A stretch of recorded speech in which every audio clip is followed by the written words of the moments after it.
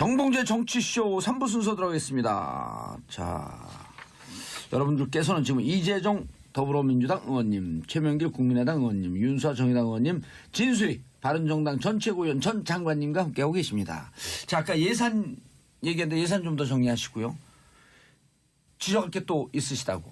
지적이 아니고요. 예. 원칙의 문제인데 지금 공무원 증언만 이제 그 초점이 맞춰지는데 예. 실제로 내년 예산안 중에서 가장 큰 문제가 저희들이 보기에는 최저임금 인상분의 절반을 예산으로 보전해 주는 건요. 이거는 사실 OECD 시장경제 체제를 지향하고 있는 선진국에서 보면 정말 깜짝 놀랄 일입니다. 이거 해외 토픽감이에요. 이거 원칙의 문제 같아요. 네, 이게 왜냐하면은 쉽게 말하면은 최저임금을 뭐 10,000원으로 인상하겠다는 공약을 하고 일단 첫 번째 14.5%인가를 올려놓고 그게 자영업자들이 이걸 감당해낼 수가 없으니까 그 중에 절반은 예산으로 해주겠다는 거 아닙니까? 이름은 일자리 안정자금이라고 붙였지만 그건 사실은 임금 인상분 예산 보전이거든요. 제가 근데 너무 그거는요. 진짜 정말 해서는 안 되는데 그래서 대안 없이 반대를 하는 게 아니고 바른정당도 입장 같을 것 같은데 아니 제 얘기 듣고 디펜드 하시죠. 그거는 궁금해서 한번 최소한 물어보려고. 임금을 올려주는 걸로 보전해 주면 아니 그러니까 안 됩니다. 제가 아는 사회보험금이라든지 그 업주가 부담해야 될 고용보험, 의료보험 이런 거를 지원해 주는 방식으로 하는 건 모르겠지만 임금을 보전해 주는 건 안 된다. 그러니까 제가 알고 있는 한 국가 예산 지침에도 민간 기업의 급여를 정부 예산으로 현금으로 지급해 주는 건 이거는 불법인 거예요. 방금 예산 말씀하신 지침에 어긋나는. 연금, 뭐 국민보험 이런 것을 보전해 주는 거예요. 예, 그거는 뭐 예. 자, 그러면은 일단 두 분은 인상, 그러니까 최저임금 인상에는 찬성하신다는 거죠, 그죠? 인상률은 너무 과하죠. 높았어요. 하여튼 최저임금 인상위원회가 했지만 14.5%인가 다 했다. 한꺼번에 올린 건 과했어요. 너무 많아요. 한꺼번에. 과했다라는 거고 예. 그 이후에 이제 그 부분을 보상해 주는 것도 방식이죠. 방식이 반대다. 방식이 근데 지금 뭐 1년만 원 약속하셨다 이렇게 얘기하는데 더민주가 20년까지 1만 원이고 정의당도 20년까지 1만 원 올리겠다고 얘기했거든요. 근데 정작 자유당, 국민의당, 바른정당은요. 바른정당도 20년까지 1만 원이네요. 근데 지금 자유당 국민의당은 임기 내 1만 원까지 하셨어요. 그랬으면 아마 문재인 정부 인상률보다 더 높았을 거예요. 근데 우리 최명길 의원님 말씀하신 것처럼 이건 문재인 정부가 한 게 아니라 별도의 사회적 기구인 최저임금위원회에서 결정을 했고 일단은 후속 대책이 필요한 상황은 우리가 인정을 해야 돼요. 후속 대책이 필요하다. 근데 방금 사회보장 보험료를 뭐 감해주는 방식으로 하면 된다라고 하는데 그걸로 그 낙차를 다 보완해 줄 수 있다고 보십니까? 물론 되죠. 전적으로 네. 다 가능하다고 아니 생각하십니까? 자영업자한테 물어보세요. 자영업자 저 직원을 고용하고 나면 그 사람을 고용했기 때문에 내는 4대 보험료가 얼마인지. 그 지침과 그거 7% 되고도 남거든요. 자, 지침 때문에 위배라고 하시고 원칙에 어긋난다고 하셨는데요. 그럼 여기 빼서 여기 괜다. 뭐 이런 느낌이 좀 들어요. 제가 보기에는 국민들도 아마 그런 느낌이 들 것 그렇게 같아요. 하더라도 원칙에 맞겠어요. 아니 지침을 얘기하셨는데 지침에 위배됐다고 해서 위법이라고 표현하는 거는 좀 과한 표현이시고요. 국가 예산 최소한 지침을 이렇게 지켜야죠. 예산을 투자해서 전부에 한 예가 없고 지금 예산을 투자하는 방식이 아닌 다른 방식을 구해야 된다라는 게 흡사 전제된 것처럼 이제 얘기가 흘러가는 것 같아서 제가 먼저 얘기를 하는데요. OECD 다른 국가 선진국 사례에서도 전례가 없는 게 아니라 전례가 있습니다. 예. 아니 예산으로 사기업의 임금을 예, 예. 보전해 준 네, 전례가 네. 어디에 있습니까? 아니요. 지금 현재 1인당 30인 미만이라든가 이런 부분이 1인당 13만 원에 해당하는 거 아닙니까? 이것을 보조 부분이 그래서 이제 3조 원이라는 부분인데 1인당 13원이 월인가요, 월? 월이죠. 월. 13만 원인데 그 부분에 대해서 우리가 봤을 때는 대단히 제한적인 부분인데 긴급성을 요한단 말이죠. 왜냐하면 긴급성. 영세 자영업자나 이런 부분들이 대단히 이제 어려워지고 그런데 이것이 계속되면 가처분 소득이 늘게 되잖아요. 자기 돈 그렇죠. 호주머니에 돈 예. 들어가면은 다시 나오죠. 다시 이제 이 부분들이 우리 영세 자영업자도 하다 삼겹살이라도 한 번 더 먹게 되고 그렇죠. 그러면은 사회적 반드시 소비로 들어오니까. 그리고 여기에는 좀 약간 좀 착각하고 계신 게 지침 위반이라는 있는데 부분에 대해서. 사회보험료 경감의 부분까지도 다 지금 현재 준비 중에 있는 거예요. 예를 들면 그 대상자에서 우선 대상 부분에 건강보험료는 50%. 그런 사회보험료의 부분에 있어 세액공제는 뭐 2년간을 뭐 50% 경감한다든가 예. 이런 부분이 같이 포함되어 있는 거예요. 알겠습니다. 예, 예. 자, 지침의 위반이긴 하지만 긴급성을 요한다? 어떻게 보시겠어요? 긴급성 이게 무슨 법률 용어에 긴급 구제라는 그런 개념이 있는 건 맞지만요. 예. 긴급 구제는 그 제도적 그 보완을 이 바로 뒤따라온다는 걸 전제로 했을 때 긴급구제라고 하는 예. 게 인정이 되는 거지. 긴급구제라는 걸로 그냥 뭐든지 다 하면 안 되잖아요. 그렇죠. 그러니까 통째로 공영방송사 사장도 이번에 바꾸는 부분도 바꿀 수 있습니다. 그러니까 법적인 어떤 그 요건을 갖추지 못하고 탈법 행위를 했기 때문에. 그러나 그것은 바꾸는 걸 인정되기 위해서는 공영방송사 사장을 뽑는 어떤 제도를 개선하기로 한 입법을 뒤따라 한다는 걸 전제로 이 긴급 조치가 인정되는 긴급 것처럼 구제가. 예. 알겠습니다. 아 근데 저는 이해가 안 되는 게 예. 진수입니다. 예. 이해가 안 되는 라디오에 게 특화된 예. 스피커예요. 최저임금위원회에 참여 주체들이 노, 사, 정, 공익 다 참여하고 있잖아요. 그중에 정부나 공익이나 뭐 사 쪽에서도 참여를 했으니까 예. 이걸 이 정도 인상을 하면 이 그 자영업자나 영세한 업주들이 감당해내기가 힘들다. 이런 걸 몰랐을까요? 난 충분히 나는 의견 수렴도 하고 해서 그분들이 그 입장을 대변해서 최저임금위원회에서 결정을 했었어야 되는데 그 과정이 생략됐다는 거예요. 저는 그 부분이 이해가 안 돼서 지금 정부에서 여당이나 자꾸 최저임금위원회에서 그렇게 올렸다 이렇게 떠넘기는 건 저는 유체이탈을 확보. 알겠습니다. 그 충분히 말씀 나누신 것 같고 그럼 내일 통과 여부가 조금 오늘 계속 지금 그 협상 조정 중인가요? 여당에 달려 있는 것 같아요. 여당이 야당이- 조금 양보하고 야당의 그 요구를 아니 우리 박근혜 정부 때 약속 지키라고 막 싸우지 않았습니까? 공약 하나도 안 지켜가지고 그렇게 국회에 싸웠는데 지금 약속 지키겠다고 얘기하고 거기에 정적으로 신뢰를 보여준 국민에게 보답해드리겠다고 얘기하는데 지금 반대를 하시면 분명히 더 서운하실 것 같아요. 논점이 같은 반대로 반대 논점이 자유한국당은 좀 더 틀리시죠? 그러니까 자유한국당 아니 국민의당이 아니 그러니까 네, 자유한국당이 자유한국당이 안 나왔으니까. 뭐 솔직히 말해서 자유한국당이 예산 관련해서 어떤 주장을 하고 있는지 잘 모릅니다. 잘 다만 이제 모르고. 지금 국민의당은 네. 바른정당과는 예. 정식 공조가 되어 있다. 공조돼 있고 저는 저희 당의 그 방침과 또 예. 제 생각을 얘기하고 있는 거예요. 그런데 크게 다르지 않을 것이고 제가 생각하기에는 내일 되느냐? 전망이. 저는 별로 어려울 것 가능성이 없어요. 아니 저는 예결특위 왜냐하면은, 한 예. 사람으로서 예. 제가 예결특위 예. 의원입니다. 여러 감투가 있어요. 수석 부대표, 예. 예결특위. 국감 끝나면 우리 의원실 예. 보좌관도 조금 쉬고 그래야 되는데요. 예결특위 준비 때문에 계속 쉬지 못. 작년에는 국정조사위 때문에 그랬고요. 예. 그런데 무슨 말씀이냐면 그럼 될 거냐 말 거냐. 내일? 예. 근데 오늘 지금 아침까지 해서는 그러니까 이건 저는 국회에도 문제가 있다고 봅니다. 왜냐하면 예결특위 전체에서 공식적인 분과를 통해서 세밀하게 이 부분의 예산을 검토하고 대안을 내놔야 되는데 예. 또 개수조정 소위라고 있어요. 이게 깜깜이가 돼요. 거기에서는 자기들이 민원 거기에서는 예산. 같은 예결특위 저도 잘 지금 오. 어떻게 돌아가고 있는지 이렇게 뭐를 이 부분 근데 이 소소위라고 하거든요. 이것은 소소위가 이 법적인 근거가 없는 거예요. 임의로 그렇게 근데 이제 소소위가 다 해요. 예. 사실. 그래서 개수조정 소위 얘기하는 거죠. 소위도 아니고 소소위. 예. 그런데 각당 간사만 참여하는. 그래서 거기에서 일정 지금 틀을 만들었는데 이제 뭘 하고 있냐면 2+2+2라고 해가지고 원내 대표와 정치적 합의 지금 협의를 지금 계속 오늘 오전까지 또 하고 있어요. 그래서 그것을 이제 또 안 할 수도 없는 거 아니에요, 전체적으로 봐가지고 오늘 오후에 예. 다시 협의를 들어가고 그것이 되면 올릴 통과된다. 것이고 그렇지 않으면 또 난 여러 그런 가지. 식의 의사결정 방식도 난 적폐 같아요. 아니 햇빛 좀 그렇게 하시지 그러면은. 아니 해본 경험으로 아니, 말씀하시는 나는 거예요. 우리 저 이재정 의원님께도 서운하지만 말씀드리는 예. 게 자꾸 박근혜 정부가 뭐 그때도 그랬지 않느냐 이렇게 하는 거는 저는 안 그런 맞다고 말씀 안 봐요. 드렸나요? 아니 약간 그런 뉘앙스로 들렸다. 그러니까 이 정부는 좀 새로워야 된다 그러잖아요. 네, 모든 분들이 그렇게 얘기하시더라고요. 이 자유한국당 정부에는 좀 달라야 된다. 당신들은 우리하고 달라야 되지 않느냐. 우리처럼 하지 마라. 새로운 관행을 그렇게 하면 탄핵돼요. 만든다는 아니, 그런데- 차원에서 좀 접근하셨으면 그런데 좋겠습니다. 맞습니다. 자꾸 아유, 전적으로 자유한국당이 안 맞습니다. 나왔으니까 자유한국당에서 계속 이야기하는 게 뭐냐면 네. 이렇게 복지 증세라든가 그리고 제발 좀 저는 그 퍼주기가 단어에 올라 있는데 퍼주기라는 그 단어를 쓰는 건 안 좋아요.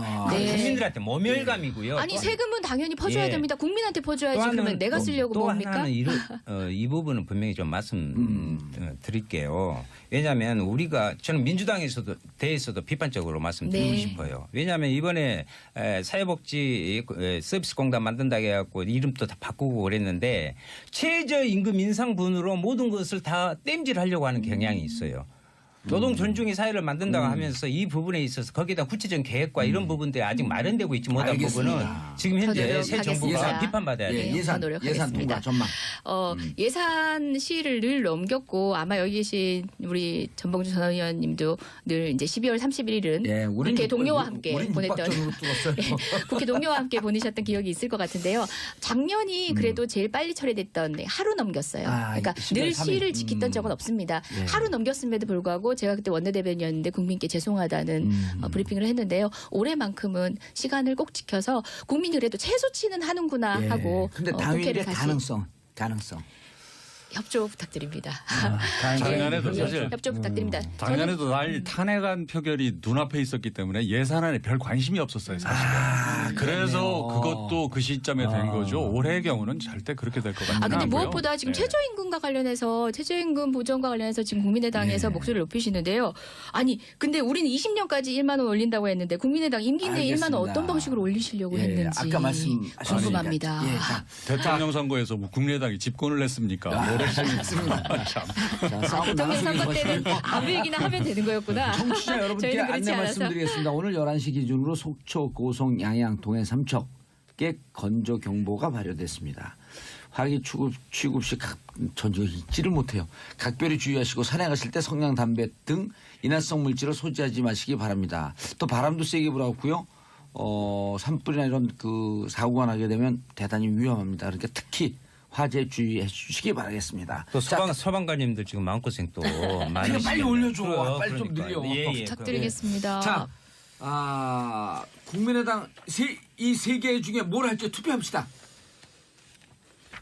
1. 자, 국정. 1번 손 들어보세요. 국정원 개혁안 이거 문제 지금 좀 많아요. 청취자들은 모르고 있는 예, 거죠. 아직요. 1, 2, 3이 뭔지. 예. 깜깜이 읽어주세요. 합의를 하고 예, 있습니다. 읽어주세요. 1번 MB 국정원 특활비 수사, 예. 2번 국정원 개혁안, 3번 국민의당 바른정당 통합 어디까지. 자, 1번. 저는 1, 2번. 예, 저도 1, 합쳐서 2번. 해도 되겠는데. 저도 1, 2번 1번. 좋습니다. 최명길 의원님. 저는 2, 1번. 1번. 국민의당 바른정당 재미없어요? 난 2, 3번. 2, 3번. 그 소수 의견으로 그 다음 시간에 다시 한번 불러주시고. 예. 자, MB 국정원의 특활비 수사? MB 국정원이라고 하는 것을 반대한다 그러셨죠, 아까? 원세훈 국정원이다? 그러니까 저는 뭐 이거는 정확하게 수사를 해봐야 알겠지만 예. 원세훈 원장 개인의 이 일탈 이게 엄청 심했던 것 같다는 생각이 들어요. 예. 이건 제 느낌이고 제 생각입니다만 뭐 수사는 정확하게 해봐야 되겠죠. 예. 개인의 일탈이다? 그러니까 국정원장으로서 그 도에 넘는 벗어나는 그 행위와 마치 그 사공고처럼 국민의 예산을 땡겨다 쓴 뭐 이런. 그런데 이제 검찰의 그 200만 불 스탠포드에 간 게 검찰의 수사 방향이 거기에 머물러 있었냐 아니면 MB에게 가려고 그러다 거기 정거장이었냐 이것 이외에 다른 뭉칫돈은 또 없냐 또 일부 기자들은 미국을 거쳐서 캐나다까지 간 뭉칫돈을 추적하고 있다 여러 개 나오고 있거든요. 예. 개인의 일탈로 보기에는 뭐 단순하고 적지가 사모님의 않죠. 일탈? 적지가 않죠. 예, 단순히 뭐 일가족에 의한 일탈이라고 보기에는 규모가 작지도 않고요. 예. 무엇보다 지금 기관이 적극적으로 관여가 됩니다. 지금 미 스탠포드 대학에 송금하는 것도 국가안보전략원을 그래요? 거쳐서 갑니다. 예. 한번 세탁을 하고. 예, 그렇죠. 이러한 것들은 기관장이 결단한다고 해서 되는 일이 아니에요. 국가정보원이 그래도 얼마의 역사를 가지고 있는 국가 최고기관 아닙니까? 이 의원님 하나 더 예. 나왔어요. 국가안보전략원에 그 세탁하기 전에 네네. 차명 계좌 있던 것을 꺼내서 안보로 예, 예. 갔다가 스탠포드로 가거든요. 그리고 또 오늘 보도는 MB정부 국정원의 차명 계좌가 무더기로 발견됐다. 게다가 예, 그렇죠. 진수 의원님 지금도 알고 있어요. 인간이 댓글 아니고요. 수사 과정에서 개인 비리인지 어떤지는 모르죠. 네. 그거는 이제 뭐 언론 취재든 특히 검찰 수사를 통해서 정확하게 밝혀지겠지만 예. 뭐 이게 제 유독 예. 원세훈 국정원에서만 이런 일이 있었던 걸로 이렇게 보이지 않습니까? 예. 그런데 예. 우리 한번 돌아가서 보면요.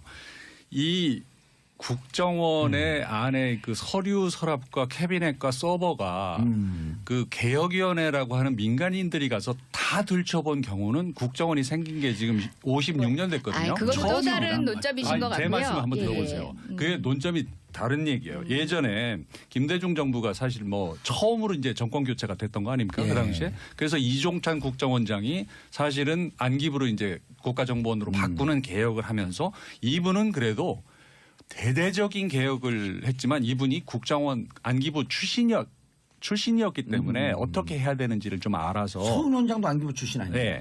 그런데 이번의 경우는 좀 그런 측면이 있고. 이건 좀 그래서 자율적인 물타기 발언인 것 같은데 지금 저 보세요. 11분밖에 안 예. 남았는데 지금 나온 원세훈 것들이 전 원장 특활비 유용과 관련해서도 첨예하게 얘기 나올 게 너무 많거든요. 아니, 그 최근에 예. 그거는 네. 팩트를 좀 확인을 해보면 네네. 그 개혁위에서 네. 리스트를 주면 네. 요 서버에 접근할 수 있는 국정원 직원 2명만 들어가서 확인하고 그 자료를 가지고 나온다. 그래서 개혁위는 그것도 또 불만이거든요. 우리가 모르는 상태에서 뭘 가지고 나오는지 모르는데. 그런데 그거- 특활비라는 게 음. 자 이게 각 예산에 그 부처에 숨겨놓은 것 치면 거의 1조 가까이 된다는 거고 국정원이 예. 신청한 것만 대략 5천억 아닙니까? 예. 그런데 실제 이게 왜 문제가 되냐면요. 국정원장 특활비라고 하는 게 왜 왜 박근혜 대통령이 국정원장 특활비를 가져오라고 했느냐. 아하. 자기도 있고 국정원 특활비가 있는데. 5천억이 있는데 예. 왜 원장 특활비를 아하. 가져오라고 했느냐가 예. 중요한 거거든요. 예. 그게 차이가 있습니다. 왜 가져오라고 원장 특활비만 유일하게 용처를 쓰지 않아요. 남기질 않습니다. 그냥 원장 지출이라는 말만 쓰면 돼요. 그건 연 얼마쯤 되나요? 그게 40억입니다. 아, 45. 그게 그래서 그 돈을 갖다 쓴 거거든요. 네. 그런데 중요한 거는 이현수라는 분이 그 기록은 남아 있지 않지만 그 당시 메모해놓은 원장으로부터 기억은 나. 누구한테 준 돈이다라고 다 메모가 네, 되겠구나. 말한 걸 들은 걸 자기가 메모를 해놓은 걸 검찰에서 얘기를 한 겁니다. 오호. 그래서 나온 거예요. 아 근데 그것뿐만 특활비뿐만 자, 이제 아니라 원세훈 거로 가요. 그 원세훈이 그 펜트하우스로 리모델링 하는데 아내가 관여를 했잖아요. 아내가 그렇죠. 공사 과정에 관여를 했는데 그 10억 원 같은 경우는 특수활동비로 우선 지급한 다음에 나중에 해외 공작비로 회계 처리를 합니다. 아, 근데 그 지금 조직에 원세훈은 국가적 다른 게 관여가 나왔으니까 있어요. 예. 지금 박근혜 정부 시절에는 국정원장의 특활비 40억이 문제가 됐는데 지금 원세훈 원장 시절에는 국내에서 잘 파악되지 않고 있는 해외 공작금을 썼단 말이에요. 참 이상한 사람인 거죠. 자기가 외국인인 아니 그러니까 그 안보전략연구원 빌딩에 무슨 펜트하우스에 네. 무슨 10억 리모델링비를 들여서 했다. 이거를 근데 저 무슨 야단 좀 취직을 했어요. 그걸 알았으면 가만히 있었겠습니까? 이거를 무슨 실세가 아니었었네. MB랑 연결해서 MB가 그걸 지시를 했겠어요. 뭘 어떻게 했겠어요? 그걸 알았으면 가만히 뒀겠습니까? 개인의 탈로 가는. 아니 그래서 평소 저는 많이 이제 듣던 변명이라. 규모를 봐가면서 이게 개인의 일탈인지 뭔가 큰 손이 연결돼 있는지를 봐야 되겠지만 지금 드러난 요거까지만 봐서는 원세훈이라는 사람이 대단히 이상한 스탠포드는 사람. 아직 잘 몰라요. 그 스탠포드 마지막에 잘 MB한테 모르겠어. 이렇게 가진 않았을까? 아니 그 20억 가고 이 사람 퇴임 후에 거기 무슨 교환 교수 뭐 이런 걸로 가서 아니, 있으려고 뿐만 아니라 했죠. 주택 구입 자금도 추가로 85만 불. 예. 빼돌렸을 수 아니요. 있다는 지금 의혹도 받고 있거든요. 하도 많아가지고 뭐 이건 뭐 원세훈이고 누구고 뭐 사방이 줄줄이 걸려가지고요. 하도 많은데 이것을 정확하게 잘 모르시죠? 하나하나 살피는 게 나는 별 의미가 없다. 그래서 국정원 개혁을 해야 된다는 거예요. 아니 남은 시간 거기에 좀 얘기를 예, 했었어요. 예, 국정원 국정 개혁안. 18년 만에 넘어갑니다. 지금 이름을 바꾸자는 것인데 그때마다 뭐였냐면 예를 들면 뭐 그때 중앙정보부 네. 그리고 또 안기부 예. 다시 뭐 정보원 또 이번에 또 옮기잖아요. 이것은 이때마다 그 뭐가 문제? 정치 공작, 독재 정권 안에서의 뭐 사찰이나 이런 문제. 또 이것도 마찬가지예요. 댓글 문제부터 해가지고 그렇기 때문에 다시 바꾸고 기능을 정확히 축소하고 예. 자기 전문화하고 경찰로 검경수사 부분까지 수사권 분리 부분에 있어서 경찰에 넘기자 이런 부분이잖아요. 여기에서 반대를 이렇게 해요. 그러면 간첩이라는 단어를 별로 그렇게 좋아하지 않는데 간첩은 누가 잡나 자유한국당에서 그런 이야기 하고 있는데 여기서 한 가지 말씀드릴게요. 실제로 그동안에요. 공안사건의 부분에 있어서 그 부분을 적발한 부분들은 71%가 경찰에서 다 했어요. 25%를 국정원이 했어요. 25% 국정원이 한 그 내용을 보면 전부 고문 조작 부분에 대다수 상당한 많은 부분을 차지하고 있거든요. 그래서 이 부분을 국정원을 완전히 개혁해야 알겠습니다. 여기 펜트하우스고 뭔 하우스고 이게 다 윤수아 의원님께서 뭐 조금씩 언급하시긴 했는데 제가 개혁안? 조금 정리를 해드릴게요. 예. 국정원이 국회 정보위에 제출한 개혁안에 따르면 우선 명칭부터 말씀하셨듯이 달라집니다. 대외안보정보원으로 예정돼 있고요. 그다음에 대공수사권 등 모든 수사 기능을 폐지하거나 아니면 다른 기관으로 이관하도록 했고 정보 수집 범위를 두리뭉술하게 해놨던 걸 구체화합니다. 뭐 국외, 북한 정보, 대테러, 국제범죄, 방위산업 침해 그리고 또 우리 경제안보 중요하잖아요. 그런 부분에 한정을 해놨습니다. 그간 이제 무분별하게 이루어진 공작을 반복하지 않기 위해서 한 조치고요. 그리고 불법적인 정보 수집 활동에 대해서 단호한 처벌 조항, 무거운 처벌 조항을 두었습니다. 뭐 아까도 이제 윤수아 의원님도 언급하셨다시피 간첩 누가 잡느냐라고 얘기했지만 수사권 없는 거에 대해서 얘기를 많이 하는데 민주국가에서 정보기관이 수사권을 갖는 경우가 없습니다. 예, 우리나라 같은 경우는 그것을 분단국가 상황에서 조금 활용을 해왔는데요. 그 수사권을 정작 간첩 잡는 데 활용한 게 아니라 다른 방식으로 국민을 통제하는 데 활용을 해왔던 거죠. 특수성 뒤에 숨어가지고 그릇된 목적으로 하는 바람에 국가 안보가 더 무너졌습니다.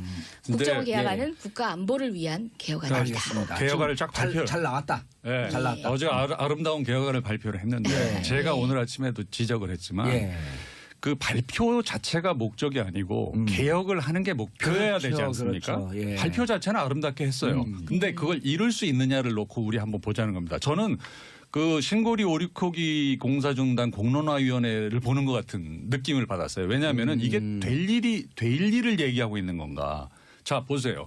현실적으로 지금 국회 정보위원장이 누굽니까? 또 이거 하고 나면 법사위를 통과해야 되는데 법사위원장은 또 누구예요? 전부 자유한국당 의원들이에요. 그리고 수적으로도 되질 않습니다. 그러려면은 이게 핵심이 대공수사권을 이양하는 거잖아요. 근데 대공수사권이 어디로 간다는 얘기가 우선 없어요.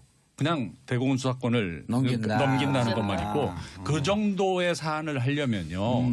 최소한 국민들을 상대로 대공수사권을 어떤 이유로 무엇 때문에 넘겨야 하는지에 대해서 충분히 이해될 수 있도록 공론화가 좀 공론화를 했어야 되는 겁니다. 그리고 이미 이런 공론화가 무르익었어요. 네. 여러 가지 사건의 악용 사례에서 봤듯이 대공수사가 국민을 통제하는데 그래서 어떻게 활용되어 왔는지 다 봤죠. 제가 명단 짧은 명단 하나 불러드릴게요. 김형욱 아시죠? 김재규 아시죠? 전두환 아시죠? 장세동, 권영애, 신건, 김만복 이런 사람들이 한 게 국정원 안기부입니다. 이거는 문제는 어디에 있느냐?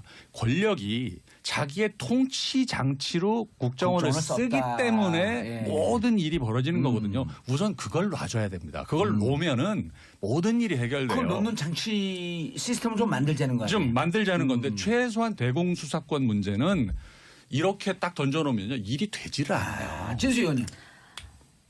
그래서 자유한국당에서 극렬하게 반대하잖아요. 아니 저는 이런 생각이 들어요. 이게 빈대 혹시 우리가 지금 국정원을 개혁하겠다고 하는 게 빈대 잡으려고 그러다가 초과상관을 다 태우는 그 우를 범하지는 않을까.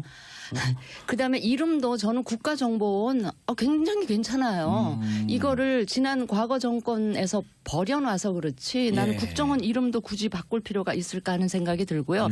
이 정부가 정말 과거 정부처럼 국정원을 자기 정적 사찰하는 이런 조직으로 막 사조직처럼 활용한다던가 이 국정원의 예산을 마치 자기 사공고처럼 활용한다던가 이런 거를 안 하게 하면 되는데 시스템. 이 정부가 정말 대통령부터 이 그 권력의 핵심에 계신 분들이 정말 우리는 이 정부는 이렇게 안 하겠다라는 진정성이 있다면 의지가 확고하다면 굳이 막 이렇게 바꾸지 않아도 그렇게 나는 하시면 되지 않나 이런 생각이 들어요. 그건 우리 점잖으시고 합리적인 진수희 장관이 한번 저는 이 정부가 그걸 보여주시면 근데 만약 이전에 내가 나이반지도 모르겠습니다만 이전에 이 시스템 갖고 온갖 농단이 가능했기 때문에 시스템을 바꾸자 이런 거 아니에요? 그 취재는 동의하실 거 아니에요? 아니 근데 이 정부가 촛불의 바탕위에서 생겨난 정부라고 하면서 정말 그 위에 몇 분들이 나는 이렇게 안 하겠다라는 그 의지와 확고한 걸 가지고 가면 그 큰 걸 바꾸지 않고도 한번 해보면 정부에 대해서 국민들이 더 박수 치지 근데 않을까. 제도라는 것은 늘 선의의 국내 군자들만 그렇죠. 상정하는 게 네. 아닙니다. 좀 악의적인 악용의 가능성, 남용의 가능성 있으니까. 정말 희박하더라도 그 가능성까지도 통제할 수 있어야 그게 시스템이거든요. 아니 지금 시스템적 보세요. 개혁이 필요하다고 박 정부의 말씀드립니다. 국정원의 문제가 다 박근혜 대통령으로 향하고 있잖아요. 지금 원세훈 원장 얘기가 나오지만 다 지금 모든 국민들이 이렇게 MB로 이렇게 쳐다보고 있는 이 상황이잖아요. 기대가 많이 돼요. 그러면 이 정부에서 문재인 대통령만 그게 확고하다면 저는 그런 일이 발생할 소지가 굉장히 개연성이 줄어들 거고 한번 보여주시면 좋겠어 그렇게. 자, 논 좀 이제 정확해졌어요. 대통령 개인의 의지다 아니면 시스템 바꿔야 된다. 예, 대안보정보원으로 이렇게 명칭을 바꿨다는 것은 명칭을 바꾼 게 아니고요. 그 역할을 이제는 그렇게 하자라는 부분이 반영된 것이고요. 저는 이렇게 생각을 합니다. 여기에서 단순히 회초리를 아무리 해도 안 된다. 구조를 바꿨는데 국민의당에서 뭐 회초리 그 그림을 이렇게 그냥 그거 한번 회초리가 아니라 그건 몽둥이 뛰다 이렇게 보니까 그래서 그거 하다가는 진짜 이거 폭력이 될 수 있어요. 그래서 회초리 때려가지고 될 문제가 아니다. 국정원 부분은 그래서 완전히 구조적으로 개혁하고 대공 수사권 부분도 나 경찰 옮겨가면서 형법으로 처리 가능한 부분들을 할 수 있으니까 충분히 그런 것은 할 수 있다. 그래서 국민의당처럼 이렇게 회초리만 해갖고 이야기가 갑자기 뭐 회초리로 튀어. 그 그림 그건 충격만 먹어가지고 그건 말이죠. 그 뭐 어떤 유아 교육 단체에서 좀 이게 회초리라는 게 아이 교육에 별로 이렇게 도움이 안 되는 거다라고 하는 항의도 있고 해서 그거 알겠습니다. 어차피 한 2조 하는 겁니다. 이거 알겠습니다. 자, 끝내야 되겠냐고 돼요. 최 의원이 말씀하셨는데 국민의당 협조해 주시면 감사합니다. 알겠습니다. 자, 네 분 어디였어요 이름이? 하는 건 이거는 불법인 거예요. 방금 예산 말씀하신 지침에 어긋나는.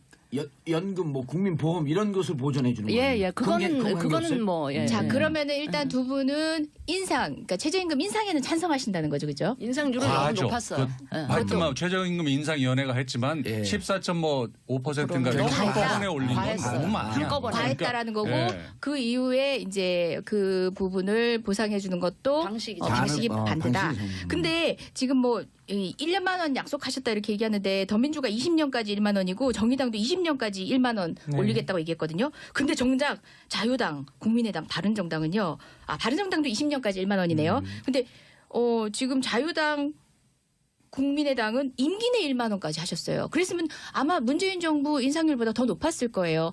근데 우리 최명길 의원님 말씀하신 것처럼 이건 문재인 정부가 한 게 아니라 별도의 사회적 기구인 최저임금위원회에서 결정을 했고 일단은 후속 대책이 필요한 상황은 우리가 인정을 해야 돼요. 후속 대책이 필요하다. 근데 방금 사회보장 보험료를 뭐 감해준 방식으로 하면 된다라고 하는데 그걸로 그 낙차를 다 보완해 줄 수 있다고 보십니까? 물론 되죠. 전부 전적으로 네. 다 가능하다고 아니 생각하십니까? 자영업자한테 물어보세요. 자영업자 저 직원을 고용하고 나면 그 사람을 고용했기 때문에 내는 사대 보험료가 얼마인지 그 그거 지침과 7% 되고도 남거든요. 자, 지침 때문에 위배라고 하시고 원칙에 어긋난다고 하셨는데요. 그럼 여기 빼서 여기 갠다. 뭐 이런 느낌이 좀 들어요. 제가 보기에는 국민들도 아마 그런 느낌이 아니 들 것 그렇게 같아요. 하더라도 그래도 원칙에 원칙에 맞겠어요. 맞게 아니 해야죠. 지침을 얘기하셨는데 지침에 위배됐다고 해서 위법이라고 표현하는 거는 좀 과한 표현이시고요. 국가 예산 최소한 지침을 이렇게 지켜야 예산을 한다.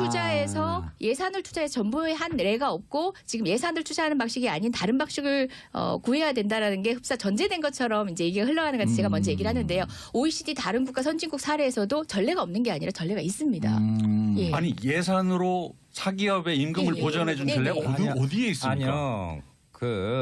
지금 현재 1인당 30인 미만이라든가 이런 부분이 1인당 13만 원에 해당하는 거 아닙니까? 이것을 보조 부분이 그래서 이제 3조 원이라는 부분인데 1인당 13원이 월인가요, 월? 월이죠. 월. 13만 원인데 그 부분에 대해서 우리가 봤을 때는 대단히 제한적인 부분인데 긴급성을 요한단 말이죠. 왜냐하면 긴급성. 영세 자영업자나 이런 부분들이 대단히 이제 어려워지고 그런데 이것이 계속되면 예. 가처분 소득이 늘게 되잖아요. 자기 돈 그렇죠. 호주머니에 돈 예. 들어가면은 다시 나오죠. 다시 이제 이 부분들이 우리 영세 자영업자도 하다 삼겹살이라도 한 번 더 먹게 되고 그렇죠. 그러면은 사회적 반드시 소비로 경제가 도니까. 예. 그리고 여기에는 좀 약간 좀 착각하고 계신 게 지침 위반이라는 부분에 있는데 대해서. 사회보험료 경감의 부분까지도 다 지금 현재 준비 중에 있는 거예요. 예를 들면 그 대상자에서 우선 대상 부분에 건강보험료는 50%.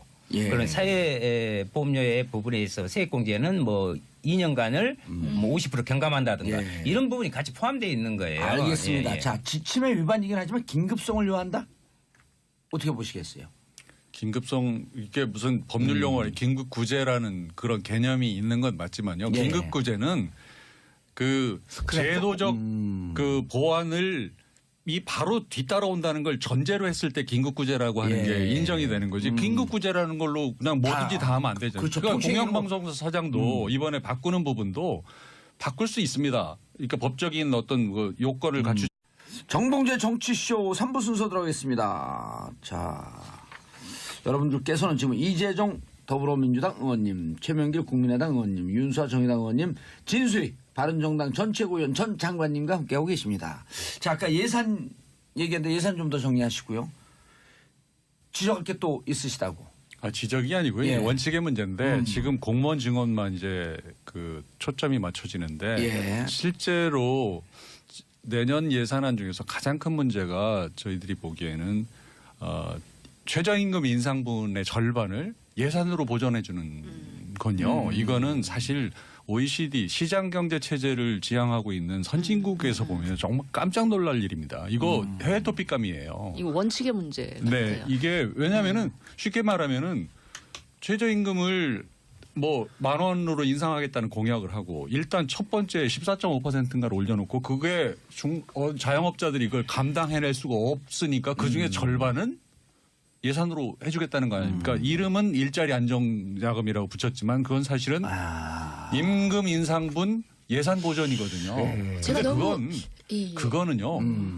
진짜 정말 예. 해선 안 되는데 그래서 아마 대안 없이 반대를 하는 게 그 아니고 바른정당도 예. 입장은 예. 같을 것 예. 같은데. 그거는- 아니 제 얘기 예. 듣고 디펜드 예. 하시죠. 그거는 궁금해서 한번 물어보려고. 최소한 아니, 아니. 임금을 올려주는 걸로 보전해 주면 아니, 안 그러니까 됩니다. 제가 아는 사회보험금이라든지 예. 그 업주가 부담해야 될 고용보험, 의료보험 이런 거를 지원해 주는 방식으로 하는 건 모르겠지만 예. 임금을 보전해 주는 건 안 된다. 그러니까 제가 알고 있는 한 국가 예산 지침에도 민간 기업의 급여를 정부 예산으로 현금으로 지급해 주다. 공조돼 있고 저는 저희 당의 그 방침과 또 예. 제 생각을 얘기하고 있는 거예요. 그런데 크게 다르지 않을 것이고 제가 생각하기에는 내일 되느냐? 전망이. 저는 어려울 별로 것 가능성이 같다. 없어요. 아니 저는 왜냐하면은, 예결특위 한 예. 사람으로서요. 예. 제가 예결특위 예. 의원입니다. 여러 감투가 있어요. 수석 부대표, 예. 예결특위. 국감 끝나면 우리 의원실 예. 보좌는 조금 쉬고 그래야 되는데요. 예결특위 준비 때문에 계속 쉬지 못. 작년에는 국정조사위 때문에 그랬고요. 예. 그런데 무슨 말씀이냐면 그럼 될 거냐 말 거냐. 내일? 예. 근데 오늘 지금 아침까지 해서는 그러니까 이건 저는 국회에도 문제가 있다고 봅니다. 왜냐하면 예결특위 전체에서 공식적인 분과를 통해서 세밀하게 이 부분의 예산을 검토하고 대안을 내놔야 되는데 예. 또 개수조정 소위라고 있어요. 이게 깜깜이가 돼요. 그럼 거기에서는 자기들 민원 거기에서는 예산. 같은 예결특위 저도 잘 지금 오. 어떻게 돌아가고 있는지 이렇게 모를 이 부분. 근데 이 소소위라고 하거든요. 이것은 소소위가 이 법적인 근거가 없는 거예요. 임의로 그렇게 근데 이제 소소위가 다 해요. 예. 사실. 그래서 기술조정 소위 얘기하는 거죠. 소위도 아니고 소소위. 예. 그런데 각각 간사만 참여하는. 그래서 거기에서 일정 지금 틀을 만들었는데 이제 뭘 하고 있냐면 2+2+2라고 해가지고 원내대표와 정치적 합의 지금 협의를 지금 계속 오늘 오전까지 예. 또 하고 있어요. 그래서 그것을 이제 또 안 할 수도 없는 거 아니에요, 전체적으로 봐가지고 오늘 오후에 예. 다시 협의를 들어가고 그것이 되면 올릴 것이고 그렇지 않으면 또 난 여러 그런 가지. 식의 의사결정 방식도 난 적폐 같아요. 아니, 햇빛 좀 그렇게 하시지 그러면은. 아니 해본 경험으로 아니, 말씀하시는 나는 거예요. 우리 이재정 의원님께도 서운해. 하지 못하고 탈법 행위를 했기 때문에. 그러나 그것은 바꾸는 걸 인정되기 위해서는 공영방송사 사장을 뽑는 어떤 제도를 개선하기로 한 입법을 뒤따라 한다는 걸 전제로 이 긴급 조치가 인정되는 긴급 것처럼. 구제가. 예. 알겠습니다. 아 근데 저는 이해가 안 되는 게 예. 진수입니다. 예. 이해가 안 되는 라디오에 게 특화된 예. 스피커예요. 최저임금위원회 참여 주체들이 노, 사, 정, 공익 다 참여하고 있잖아요. 그중에 정부나 공익이나 뭐 사 쪽에서도 참여를 했으니까 예. 이걸 이 정도 인상을 하면 이 그 자영업자나 영세한 업주들이 감당해내기가 힘들다. 이런 걸 몰랐을까요? 난 충분히 나는 의견 수렴도 하고 해서 그분들이 그 입장을 대변해서 최저임금위원회에서 결정을 했었어야 되는데 그 과정이 생략됐다는 거예요. 저는 그 부분이 이해가 안 돼서 지금 정부에서 여당이나 자꾸 최저임금위원회에서 그렇게 올렸다 이렇게 떠넘기는 건 저는 유체이탈 화법. 알겠습니다. 그 충분히 말씀 나누신 것 같고 그럼 내일 통과 여부가 조금 오늘 계속 지금 그 협상 조정 중인가요? 여당에 달려 있는 것 같아요. 여당이 야당이- 조금 양보하고 야당의 그 요구를 아니 우리 박근혜 정부 때 약속 지키라고 막 싸우지 않았습니까? 공약 하나도 안 지켜가지고 그렇게 국회에 싸웠는데 지금 약속 지키겠다고 얘기하고 거기에 정적으로 신뢰를 보여주는 국민에게 보답해드리겠다고 얘기하는데 지금 반대를 하시면 국민이 더 서운해하실 것 같아요. 논점이 같은 반대로 반대 논점이 자유한국당은 좀 더 틀리시죠? 그러니까 자유한국당 국민의당이 아니 그러니까 자유한국당이 자유한국당이 안 나왔으니까. 뭐 솔직히 말해서 자유한국당이 예산 관련해서 어떤 주장을 하고 있는지 잘 모릅니다. 잘 다만 이제 모르고. 지금 국민의당은 네. 바른정당과는 예. 정식 공조가 되어